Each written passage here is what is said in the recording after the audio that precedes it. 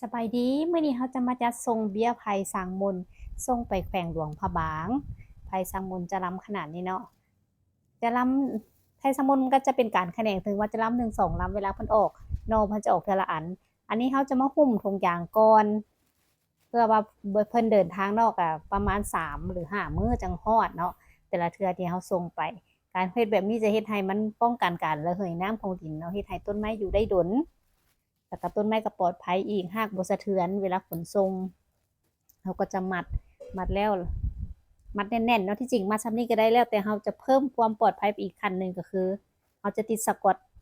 หุ้มถุงยางแล้วอีกบานหนึ่งเนาะเพื่อว่าเวลามันกระทบกระเทือนบ่ให้ธงดินมันแตกหรือว่าหากมันหลุดออกจากเบ้าเนาะตัวนี้มันสำคัญการขนส่งบ้านเฮาคือฮู้เนาะมันหลายขั้นตอนฉะนั้นเราก็ต้องเซฟต้นไม้เฮาไว้ก่อนอันนี้เราได้เรียบร้อยแล้วเนาะเราก็จะมาเลี้ยนใส่กล่อง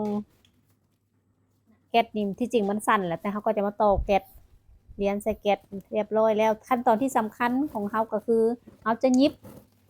เอาเสื้อฟางนี่เนาะคือกับเขายิบเป่ายิบอย่างนั่นแหละยิบเพื่อให้